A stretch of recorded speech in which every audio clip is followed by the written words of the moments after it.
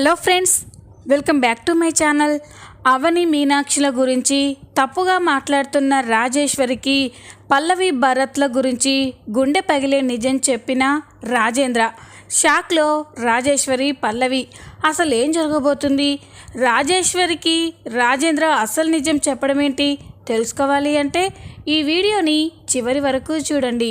ఇక వీడియోలోకి వెళ్ళినట్లయితే చక్రధర్ మీనాక్షి దగ్గరే ఉండాలి అని అవని చెప్పడంతో పల్లవి అయితే కోపంతో రగిలిపోతూ ఉంటుంది. ఇక అదే కోపంతో ఇంటికి వచ్చి ఆ అవని ఇంతకు తెగుస్తుందని అస్సలు అనుకోలేదు. డాడ్ మామ్ని కాదని ఆ మీనాక్షి దగ్గరికి వెళ్ళడం ఏంటి? ఆ మీనాక్షి అవని కలిసి మా డాడ్ని మా మామ్కి నాకు కాకుండా చేయడం ఏంటి? లేదు, వీళ్ళని ఇలాగే వదిలేస్తే డాడ్ని మాకు శాశ్వతంగా దూరం చేసేలా ఉన్నారు. ఏం చేయాలి అని పల్లవి అయితే కోపంగా ఆలోచిస్తూ ఉంటుంది. మరో పక్క రాజేశ్వరి భానుమతి హాల్లో కూర్చొని ఆలోచిస్తూ ఉంటారు. రాజేశ్వరి పదే పదే చక్రధర్ కోసం గుమ్మం వైపుకి చూస్తూ ఉంటుంది. అది గమనించిన భానుమతి, ఏంటే చేసిందంతా చేసి పాపం అల్లుడు గారిని బాధ పెట్టి ఆయనంతలా ఆయనే బయటికి వెళ్ళేలా చేసి ఇప్పుడు నీ భర్త కోసం ఎదురు చూస్తున్నావా అని అంటూ ఉంటే, అమ్మా ఆయన నన్ను కాదని ఎక్కడికి వెళ్తారమ్మా, ఆయన మళ్ళీ తిరిగి వస్తారు చూడు అని అంటూ ఉంటే, రాజేశ్వరి నువ్వు అల్లుడు గారి మనసుని ఎంతగానో విరిచేశావు. ఆ మీనాక్షి అల్లుడు గారికి భార్య అయినా కూడా అల్లుడు గారి మనసులో నీకే భార్య స్థానం ఇచ్చాడు. నువ్వే కావాలని ఆ స్థానాన్ని చెరిపేసుకున్నావు. అల్లుడు గారు ఎంతో బాధతో ఇంట్లో నుండి వెళ్ళిపోయారు, తిరిగి రారు అని నేను చెప్తున్నాను అని భానుమతి చెప్పగానే రాజేశ్వరి షాక్ అయిపోతుంది. ఏంటమ్మా అని అంటూ ఉంటే, లేకపోతే ఏంటే, ఒక మగాడు భార్య ఎంతలా ద్వేషిస్తూ ఉన్నా ఎంత అసహించుకున్నా ఎలా పడుంటాడు? నువ్వు అల్లుడి గారితో ప్రేమగా ఎప్పుడైనా మాట్లాడావా? ప్రేమగా భోజనం వడ్డించావా? అల్లుడి గారు తింటుంటే కూడా నోటికాడి కూడిని కూడా నేలపాలు చేశావు. అలాంటప్పుడు ఏ మగాడు మాత్రం ఈ ఇంట్లో ఉంటాడే? అందుకే కనీసం మనశ్శాంతి కోసమైనా వెతుక్కుంటూ ఎటో వెళ్ళిపోయి ఉంటాడు అని అంటూ ఉంటే, రాజేశ్వరి లేదమ్మా, ఆయన ఎటో ఎందుకు వెళ్ళిపోతాడు, ఒకవేళ పల్లవి దగ్గరికి వెళ్ళాడేమో అని చెప్పగానే ఇక భానుమతి, అది నిజమే రాజేశ్వరి, ఒక్కసారి ఫోన్ చేసి అల్లుడు గారు అక్కడికి వచ్చారేమో అడుగు అని అనగానే రాజేశ్వరి పల్లవికి ఫోన్ చేస్తుంది. రాజేశ్వరి నుండి ఫోన్ రాగానే, మామ్ ఏంటి నాకు కాల్ చేస్తుంది అని ఫోన్ లిఫ్ట్ చేసి, చెప్పు మామ్ అని అంటుంది. పల్లవి అక్కడికి మీ డాడీ ఏమైనా వచ్చారా అని అనగానే పల్లవి ఒక్కసారిగా షాక్ అయిపోతుంది. ఇక అప్పుడే రాజేశ్వరి, ఏంటే మీ డాడీ అక్కడికి వచ్చారా అంటే ఏం మాట్లాడవేంటి అని అంటూ ఉంటే, మామ్ నువ్వింత పిచ్చిదానివేంటి అని అంటూ ఉంటే, ఏమైందే అని అడుగుతుంది. డాడ్ ఇక్కడికి ఎందుకు వస్తాడు? డాడ్ ఆ మీనాక్షి దగ్గరికి వెళ్ళారు, ఆయన మొదటి భార్యతో కలిసి ఉండడం కోసం అక్కడికి వెళ్ళారు అని చెప్పగానే రాజేశ్వరి ఒక్కసారిగా షాక్ అయిపోతుంది. ఏంటే నువ్వు చెప్పేది? మీ నాన్న ఆ మీనాక్షి దగ్గరికి వెళ్ళాడా అని అనగానే, లేదు మామ్, వెళ్ళలేదు. ఈ అవని ఆ మీనాక్షి ప్లాన్ చేసి డాడ్ని అక్కడే ఉండేలా లాక్ చేశారు అని పల్లవి చెప్పగానే రాజేశ్వరి ఒక్కసారిగా షాక్ అయిపోతుంది. నీకేం తెలిసే మీ డాడీ అక్కడికి వెళ్ళాడని అని అనగానే పల్లవి జరిగిన విషయం మొత్తం కూడా రాజేశ్వరితో చెప్తూ ఉంటుంది. ఇది మామ్ జరిగింది. ఆ అవని మీనాక్షి తెలివిగా ప్లాన్ చేసి డాడ్ని మనకి శాశ్వతంగా దూరం చేసి వాళ్ళు డాడీతో కలిసి ఉండాలని ప్లాన్ చేశారు అని అనగానే రాజేశ్వరి కోపంతో రగిలిపోతూ ఉంటుంది. ఆ తల్లి కూతుళ్ళు మా పరువుని బజార్న పడేసింది సరిపోదు అన్నట్టు నా భర్తని నాకు కాకుండా చేస్తారా అని అనగానే, మొత్తం ఈ అవనియే మామ్, ఈ అవనియే ఇదంతా చేస్తుంది అని అనగానే, ఇప్పుడే దాని సంగతి చెప్తాను అని రాజేశ్వరి ఆవేశంగా నేరుగా అవని ఇంటికే వస్తుంది. ఇక భానుమతి ఎక్కడికి చెప్తున్నా కూడా రాజేశ్వరి అవని దగ్గరికే బయలుదేరుతూ ఉంటుంది. ఇక ఇంటికి వచ్చి హాల్లోనే ఉండి, అవని ఎక్కడున్నావు అని కోపంగా పిలుస్తూ ఉంటే ఇంట్లో వాళ్ళంతా కూడా అక్కడికి వస్తారు. ఇక పల్లవి మామ్ అని చెప్పి ఇక పరిగెత్తుకుంటూ వెళ్ళి రాజేశ్వరిని హగ్ చేసుకొని ఏడుస్తూ ఉంటుంది. మామ్, డాడ్ మనకి దక్కకుండా పోతున్నాడు మ్యామ్ అని అంటూ ఉంటే ఎవరే నా భర్తని నా నుండి దూరం చేసేది, చెప్తాను వాళ్ళ సంగతి అని రాజేశ్వరి కోపంగా అంటూ ఉంటుంది. ఇంతలోనే పార్వతి అక్కడికి వస్తుంది.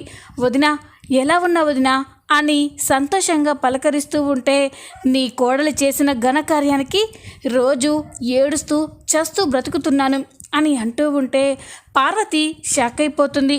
ఇంతలోనే అవని, శ్రీకర్, కమల్, అక్షయ్ అందరూ అక్కడికి వస్తారు. ఈ అవని రాజేశ్వరిని చూసి పిన్ని ఎలా ఉన్నావు పిన్ని అని పలకరిస్తూ ఉంటే, నువ్వు నన్ను అలా పిలవకు పిన్ని అని, నేను నీ తల్లి లాంటిదానని చెప్పి నా కాపురాన్ని మొత్తం కూల్చేశావు, నా భర్తని నా నుండి శాశ్వతంగా దూరం చేశావు అని అంటూ ఉంటే అవని ఒక్కసారిగా షాక్ అయిపోతుంది. పిన్ని, ఏం మాట్లాడుతున్నావు, నాన్నని మీ నుండి దూరం చేయడమేంటి అని అంటూ ఉంటే, అవును, నువ్వే నా భర్తని నాకు కాకుండా చేశావు, నాకు నా కూతురికి అన్యాయం చేస్తున్నారు, మీ తల్లి కూతురు కలిసి నాటకాలు ఆడుతున్నారు అని అంటూ ఉంటే అక్షయ్కి చాలా కోపం వస్తుంది. అత్తయ్య అని కోపంగా వచ్చేసరికి అందరూ షాక్ అయిపోయి చూస్తూ ఉంటారు. ఏంటత్తయ్య, మామయ్య మిమ్మల్ని కాదనుకొని పోతే నా భార్యనంటారేంటి అని అంటూ ఉంటే అందరూ షాక్ అయిపోతారు. మీరే కానీ మామయ్యని అర్థం చేసుకొని క్షమించి ఉంటే మామయ్య ఎక్కడికి వెళ్ళేవారు కాదు. మీ చేతులారా మీ భర్తని మీరే దూరం చేసుకొని మళ్ళీ నా భార్యనంటారేంటి, ఇందులో తనకేంటి సంబంధం అని అంటాడు. ఇక పల్లవి, ఏంటి బావగారు మీకు ఏం తెలుసని మాట్లాడుతున్నారు, మా మామ్కి మా డాడీ చేసిన మోసానికి కోపం వచ్చింది, మా డాడీని ఏదో 2 మాటలు అనింది, ఆ కోపంలో మా డాడ్ ఇల్లు వదిలి వెళ్ళిపోయారు, నేరుగా ఆ మీనాక్షి దగ్గరికే వెళ్ళారు. ఆ మీనాక్షి కానీ వాళ్ళ ఇంట్లో చోటు ఇవ్వకపోయి ఉంటే చచ్చినట్టు మళ్ళీ మా డాడ్ మా మామ్ దగ్గరికి వచ్చేవాడు, కానీ ఆ మీనాక్షి అవని ఇదే సందుగా చూసుకొని మా డాడ్ని అక్కడే ఉండిపోయేలా లాక్ చేశారు అని పల్లవి అంటూ ఉంటే అవనికి చాలా కోపం వస్తుంది. పల్లవి, జరిగిందేంటో తెలుసుకోకుండా మాట్లాడకు, నాన్న అమ్మ దగ్గరికి వెళ్ళారు, అక్కడ కూడా నేను నాన్నని ఉండొద్దని చెప్పాను, కానీ నాన్న పిన్ని దగ్గరికి వెళ్తానని అస్సలు చెప్పలేదు, తను ఎక్కడికైనా వెళ్ళిపోతానని, మనశ్శాంతి లేని ఆ ఇంటికి వెళ్ళనని నాన్న చెప్పేసరికి నాన్న కోసం నేను అక్కడే ఉండాలని చెప్పాను, కానీ నేను పిన్నికి నాన్నని దూరం చేసి మా అమ్మకి దగ్గర చేయాలని ఎప్పుడూ అనుకోలేదు అని అంటూ ఉంటే ఇక రాజేశ్వరి, ఇక చాలా ఆపండి, పైకి మంచిగా నటిస్తూ లోపల ఎన్ని కుట్రలు చేస్తున్నారో నాకు ఇప్పుడిప్పుడే అర్థమవుతుంది. నా కూతురు ఎన్నోసార్లు చెప్పింది నీ బుద్ధి గురించి, కానీ అది నిజమని ఇప్పుడు అర్థమవుతుంది అని రాజేశ్వరి అంటూ ఉంటే అందరూ షాక్ అయిపోతారు.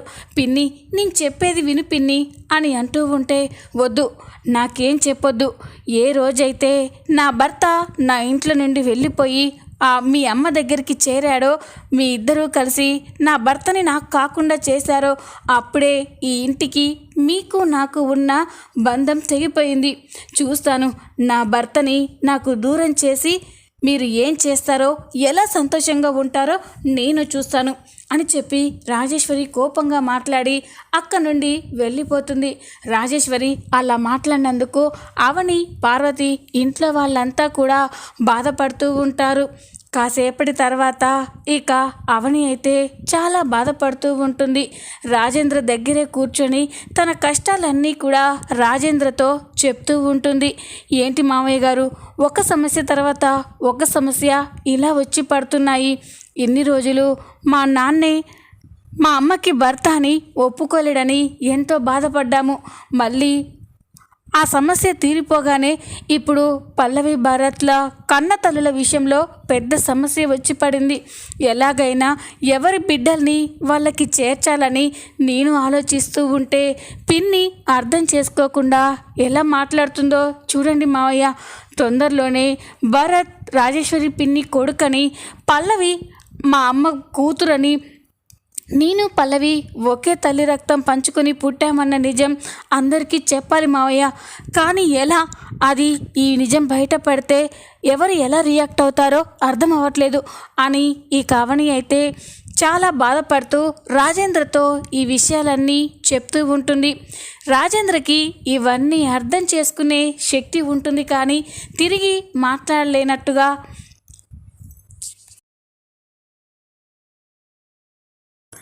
తిరిగి మాట్లాడలేకపోతాడు.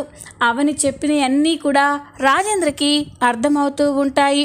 ఇక ఇదిలా ఉండగా మరో పక్క రాజేశ్వరి ఒకసారి చక్రధర్ని చూడాలి అని మీనాక్షి ఇంటికైతే వస్తుంది. ఇక అక్కడే దూరంగా కార్ని స్టాప్ చేసి చక్రధర్ మీనాక్షిలని గమనిస్తూ ఉంటుంది. చక్రధర్ బయట వరండాలో చైర్ పైన కూర్చొని ఉంటే అప్పుడే మీనాక్షి చక్రధర్ కోసం భోజనం తీసుకొస్తుంది. ఇదిగోండి భోజనం చేయండి అని చక్రధర్కి ఇవ్వగానే, లేదు మీనాక్షి, నాకు రాజేశ్వరి గుర్తుకు వస్తుంది అని అనగానే, నాకు తెలుసండి రాజేశ్వరి అంటే మీకు ఎంత ఇష్టమో. తొందరలోనే రాజేశ్వరి మిమ్మల్ని అర్థం చేసుకొని మళ్ళీ మిమ్మల్ని తీసుకెళ్ళడానికి ఇక్కడికే వస్తుంది అని మీనాక్షి చక్రధర్తో మాట్లాడుతూ ఉంటుంది. ఈ మాటలన్నీ కూడా రాజేశ్వరికి వినిపించదు. దూరంగా ఉండి వాళ్ళేం చేస్తున్నారో కోపంగా చూస్తూ ఉంటుంది. ఇక చక్రధర్ ఆ భోజనాన్ని తీసుకొని తింటూ ఉంటే అప్పుడే చక్రధర్, మీనాక్షి నువ్వేమైనా తిన్నావా అని అంటూ ఉంటే, లేదండి మీరు తిన్నాక తినాలి అని ఎంతసేపు ఆగాను అని అనగానే, ఇక చక్రధర్, మీనాక్షి ఇన్ని రోజులు నా వల్ల నువ్వు పడ్డ బాధలు చాలు. నా వల్ల నువ్వు ఎన్నో రోజులు అన్నం లేకుండా సరిగ్గా నిద్ర లేకుండా బాధపడ్డావు. ఇక నుండి నీకు ఆ బాధలు ఉండొద్దు మీనాక్షి, ఇద్దరం కలిసి తిందాం రా అని చెప్పి ఇక మీనాక్షికి తినిపిస్తూ ఉండేసరికే అది చూసి రాజేశ్వరి అయితే కోపంతో రగిలిపోతూ ఉంటుంది. నా భర్తని నాకు కాకుండా చేసి మీ ఇద్దరు ఇంత ప్రేమగా ఉంటారా? ఇది నేను చూసి తట్టుకోలేను అని రాజేశ్వరి అయితే కోపంతో రగిలిపోతూ అక్కడి నుండి వెళ్ళిపోతుంది. ఇక ఒక చోటుకి వెళ్ళి పల్లవికి ఫోన్ చేస్తూ ఉంటుంది. ఇక పల్లవి, చెప్పు మామ్ అని అనగానే, పల్లవి ఏదో ఒకటి చెయ్యాలి, వీళ్ళింత సంతోషంగా ఉండడం నేను చూడలేకపోతున్నాను అని అంటూ ఉంటే, ఇక పల్లవి, ఏమైంది మామ్, ఎందుకంత కోపంగా ఉన్నావు అని అంటూ ఉంటే, ఇక రాజేశ్వరి తన కళ్ళతో చూసిన విషయం మొత్తం కూడా పల్లవితో చెప్తూ ఉంటుంది. మీ నాన్న ఆ మీనాక్షి ఇద్దరు అంత ఆప్యాయంగా ఒకరికొకరు భోజనం తినిపించుకుంటూ ఉంటే నా కడుపు ఎంత రగిలిపోతుందో తెలుసా? నా కుటుంబాన్ని కూల్చేసి అంత సంతోషంగా ఉన్న ఆ మీనాక్షిని, మీ డాడ్ని, ఆ అవనిని అస్సలు వదిలిపెట్టకూడదు. ఇంతకింత బాధపడేలా చేయాలి అని అనగానే, ఇక పల్లవి ఆలోచిస్తూ ఉంటుంది. మామ్ ఏం చేయమంటావు అని అనగానే, పల్లవి ఏమైనా చెయ్యి, కానీ వాళ్ళు మాత్రం సంతోషంగా ఉండకూడదు, కుళ్ళి ఏడవాలి. ఏం చేస్తావో చెయ్యి, ఎంత డబ్బు కావాలన్నా నేను ఇస్తాను అని అనగానే, ఇక పల్లవి, ఓకే మామ్ నేను చూసుకుంటాను. మనల్ని ఇంత బాధ పెట్టినా ఆ మీనాక్షిని, డాడ్ని, ఈ అవనిని ఎలా బాధ పెట్టాలో, వాళ్ళని ఎంతకంత అనుభవించేలా ఎలా చేయాలో నేను చూసుకుంటాను, నువ్వేం టెన్షన్ పడకు మామ్ అని పల్లవి చెప్పగానే, ఇక రాజేశ్వరి సరే అని ఫోన్ కట్ చేసి అక్కడి నుండి వెళ్ళిపోతుంది. ఇక పల్లవి అయితే రాజేశ్వరి చెప్పిన విషయం గురించే ఆలోచిస్తూ ఉంటుంది. ఏం చేయాలి, ఏం చేస్తే ఈ అవని, చక్రధర్, ఆ మీనాక్షి ఇక్కడి వాళ్ళంతా కూడా కుమిలి ఏడుస్తారు అని ఇక పల్లవి ఆలోచిస్తూ ఉంటే అప్పుడే పల్లవికి ఒక ఆలోచన వస్తుంది. ఎస్, ఎవరో ఒకరు చేస్తే కానీ ఆ అవని, మీనాక్షి వెక్కి ఏడుస్తారు. నాకు కావాల్సింది కూడా అదే కదా, కానీ ఎవరిని లేపేయాలి అని ఆలోచిస్తూ ఉంటుంది. అవనిని లేపేస్తే ఇప్పుడు అందరికీ నా మీదే అనుమానం వస్తుంది. పోనీ మీనాక్షిని చంపడం వల్ల కూడా ఎలాంటి ప్రయోజనం లేదు. వీళ్ళందరికీ సెంటర్ పాయింట్ అయిన వాణ్ణి చంపాలి, ఎవరు వాళ్ళు అని ఆలోచిస్తూ ఉండగా ఇంతలోనే పల్లవికి భరత్ గుర్తుకు వస్తాడు. ఎస్, ఆ భరత్ గారిని చంపేస్తే వీళ్ళంతా కుల్లి కుల్లి ఏడుస్తారు. ఆ మీనాక్షి చెట్టంత కొడుకు చచ్చినందుకు అది ఇక జీవితంలో కోలుకోదు. ఇన్నాళ్ళ తర్వాత తన పిల్లలని చెప్పాక భరత్ చనిపోతే డాడ్ కూడా తట్టుకోలేడు. ఒక్కగానొక్క తమ్ముడు చచ్చిపోతే ఈ అవని కూడా భరించలేదు. అంతేకాదు, ఆ భరత్ ప్రణతికి మొగుడు కాబట్టి ఈ ఇంటి ఆడపిల్ల పసుపు కుంకుమాలు పోయాయంటే ఈ ఇంట్లో వాళ్ళు కూడా అందరూ కుల్లి కుల్లి ఏడుస్తారు. అవును, ఆ భరత్ని చంపేస్తే ఇంతమందిని బాధ పెట్టొచ్చు. మా బాధల్ని చూసి సంతోషపడుతున్న వీళ్ళ ఏడుపుని చూసి ఎంజాయ్ చేయొచ్చు. భరత్ని చంపేయాలి అని పల్లవి అయితే నిర్ణయించుకుంటుంది. ఇక వెంటనే తన ప్లాన్ని అమలు చేయడం కోసం ఫోన్ తీసి తనకు తెలిసిన రౌడీలకి ఫోన్ చేస్తూ ఉంటుంది. ఇక ఆ రౌడీలు ఫోన్ లిఫ్ట్ చేసి చెప్పండి మేడం అని అనగానే, రే ఒక్కరిని లేపేయాలి అని చెప్పగానే ఎవరు మేడం అని అడుగుతారు. ఇక అప్పుడు ఆ పల్లవి పేరు భరత్, ఆఫీస్లో పనిచేస్తూ ఉంటాడు. సాయంత్రం 7 గంటలకి ఇంటికి వస్తాడు. ఆ సమయంలో వాడిని లేపేయండి, అస్సలు మిస్ అవ్వకూడదు అని చెప్పగానే ఇక రౌడీలు కూడా సరే మేడం నాకు ఫోటో పంపించండి అని అనగానే పల్లవి భరత్ ఫోటోని ఆ రౌడీలకి సెండ్ చేస్తుంది. ఇదంతా కూడా ఎదురుగా ఉన్న రాజేంద్ర వింటూ ఉంటాడు. రాజేంద్రకి అన్నీ వినిపిస్తాయి కానీ తిరిగి మాట్లాడలేకపోతాడు. తన ఎదురుగా రాజేంద్ర ఉండడం చూసి పల్లవి షాక్ అయిపోతుంది. ఇదేంటి మామయ్య అంత కోపంగా చూస్తున్నాడు, నేను ఇంతసేపు మాట్లాడిన మాటలు వినిపించి ఉంటాయా అని అనుకొని, చచా అలా వినిపించే ఛాన్సే లేదు కదా, మామయ్య కోమాలో ఉన్నారు, నేను మాట్లాడినవి ఏవి ఈ ముసలుడికి వినపడి ఉండవు అని పల్లవి అయితే లైట్ తీసుకొని అక్కడి నుండి వెళ్ళిపోతుంది.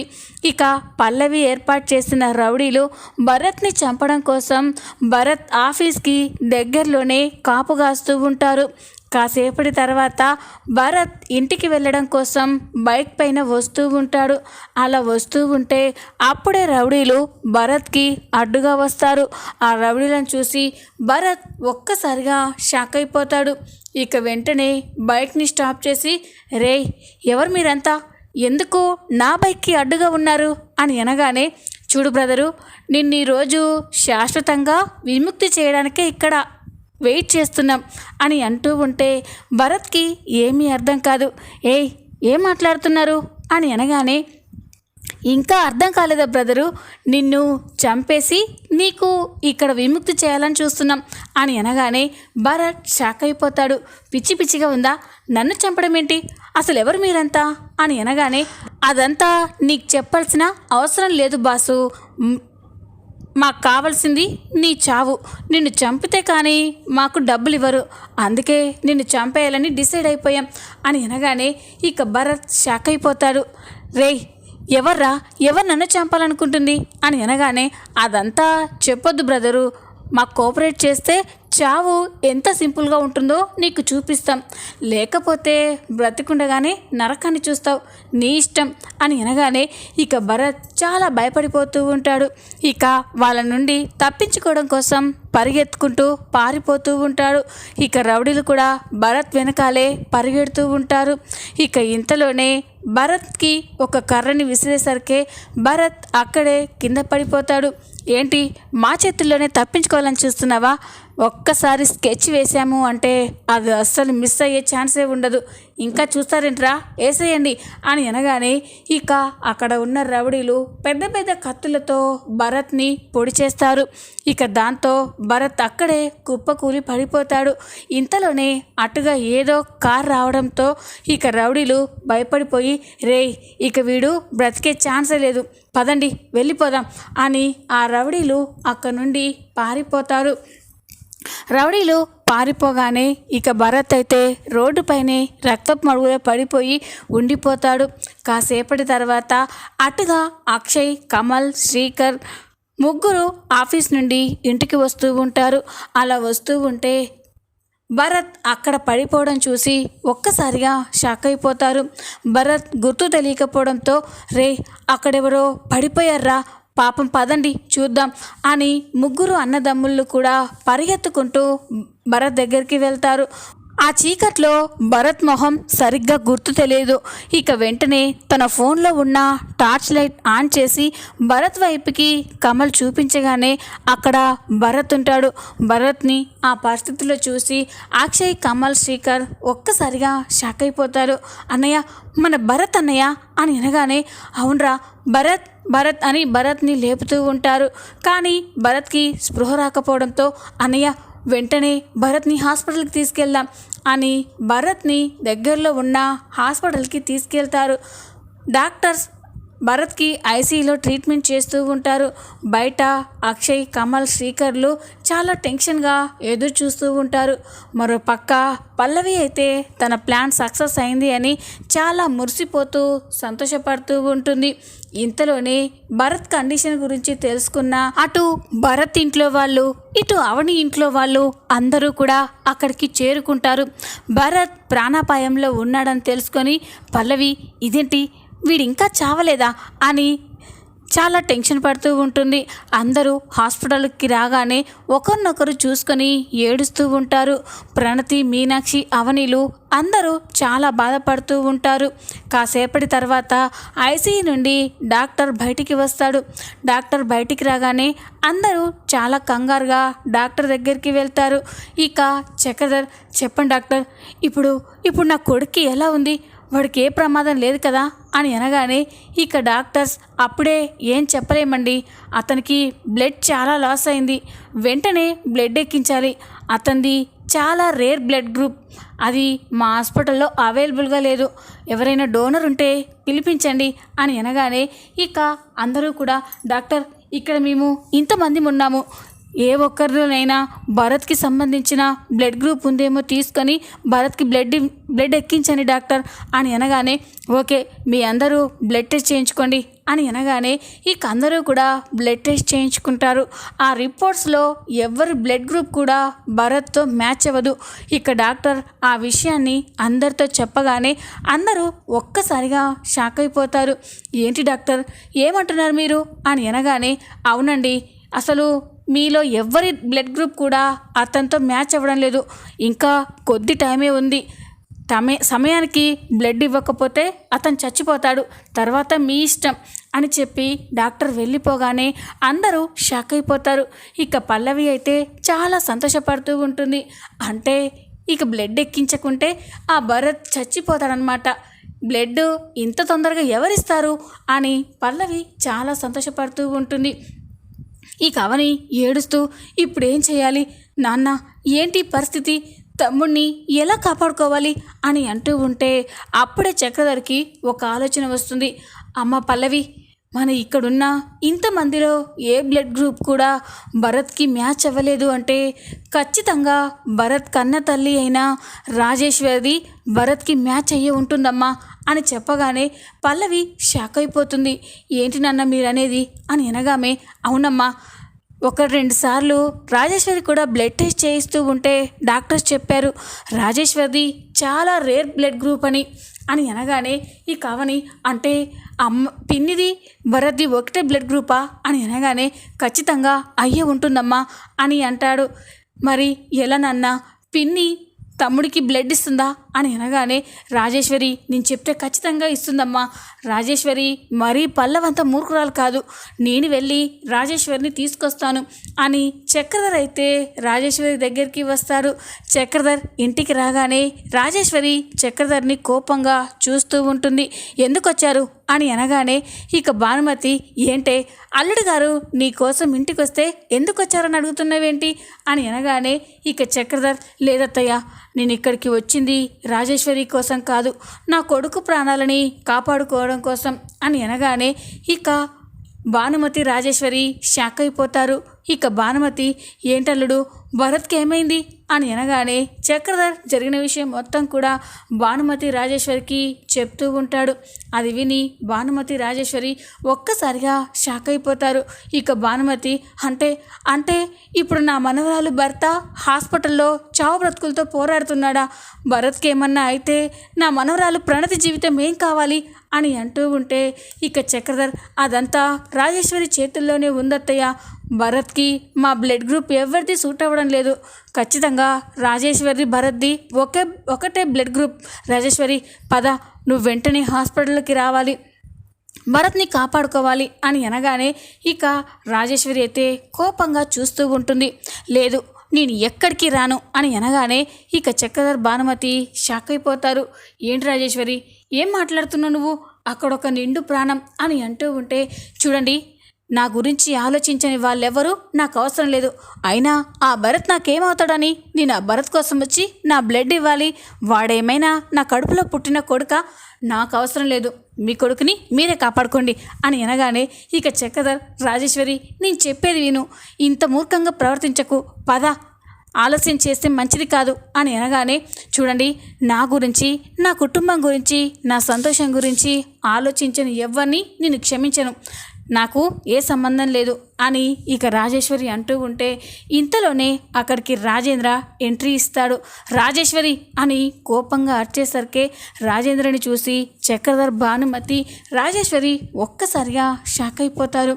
ఇక భానుమతి రే రాజేంద్ర అని సంతోషపడుతూ ఉంటుంది. రాజేశ్వరి కూడా అన్నయ్య అని చిరునవ్వుతూ ఉంటుంది. ఇక చక్రధర్ కూడా బావా అని ప్రేమగా చూస్తూ ఉంటాడు. ఇక రాజేంద్ర అక్కడికి రాగానే అన్నయ్య నువ్వు మామూలు మనిషి అయ్యావా అని సంతోషపడుతూ ఉంటుంది. ఇక రాజేంద్ర అదంతా తర్వాత రాజేశ్వరి, ఏమన్నావు? భరత్ని కాపాడడం కోసం హాస్పిటల్కి వెళ్ళను అన్నావా అని అనగానే, అవునన్నయ్య, నువ్వు కోమాలో ఉన్నప్పుడు చాలానే జరిగాయి అని అనగానే, నాకన్నీ తెలుసమ్మా, నేను తిరిగి మాట్లాడేమో కానీ అన్ని విషయాలు నాకు అర్థమవుతూనే ఉంటాయి అని అనగానే ఇక రాజేశ్వరి, ఎలా అన్నయ్య, నా పసుపు కుంకుమల్ని నాకు కాకుండా దోచుకున్న ఆ మీనాక్షి కొడుకుని కాపాడడానికి నేను హాస్పిటల్కి వెళ్ళాలా అని అంటూ ఉంటే ఇక రాజేంద్ర, రాజేశ్వరి, ఇప్పుడు నువ్వు హాస్పిటల్కి వెళ్ళి బ్లడ్ ఇవ్వకపోతే చనిపోయేది మీనాక్షి కొడుకు కాదు, నీ కడుపులో పుట్టిన నీ కన్న కొడుకు అని చెప్పగానే రాజేశ్వరి ఒక్కసారిగా షాక్ అయిపోతుంది. ఆ మాట విని అందరూ కూడా స్టన్ అయిపోయి చూస్తూ ఉంటారు. ఇక రాజేశ్వరి, ఏంటన్నయ్య, ఏం మాట్లాడుతున్నావు? ఆ భరత్ నా కన్న కొడుకేంటి? నా కడుపులో పుట్టింది నా కూతురు పల్లవి మాత్రమే అని అనగానే, అదంతా అబద్ధం రాజేశ్వరి. 30 సంవత్సరాల క్రితం నిన్ను కాపాడుకోవడం కోసం నీ భర్త ఇదంతా చేశాడు. భరత్ తొందరలోనే చనిపోతాడని చెప్పి భరత్ నీ కడుపులో పుట్టినా కూడా మీనాక్షికి దగ్గర చేశాడు. మీనాక్షికి పుట్టిన పల్లవిని నీకు కూతురుగా దగ్గర చేశాడు. ఇప్పుడు నువ్వు అక్కడికి వెళ్ళకపోతే చనిపోయేది మీనాక్షి కొడుకు కాదు, నీ కొడుకు అని చెప్పగానే రాజేశ్వరి ఒక్కసారిగా షాక్ అయిపోయి చూస్తూ ఉంటుంది. చూద్దాం రాబోయే ఎపిసోడ్లో ఏం జరగబోతుందో. ఈ వీడియో కనుక మీకు నచ్చినట్లయితే లైక్ చేయండి, సబ్స్క్రైబ్ చేసుకోండి. Thanks for watching.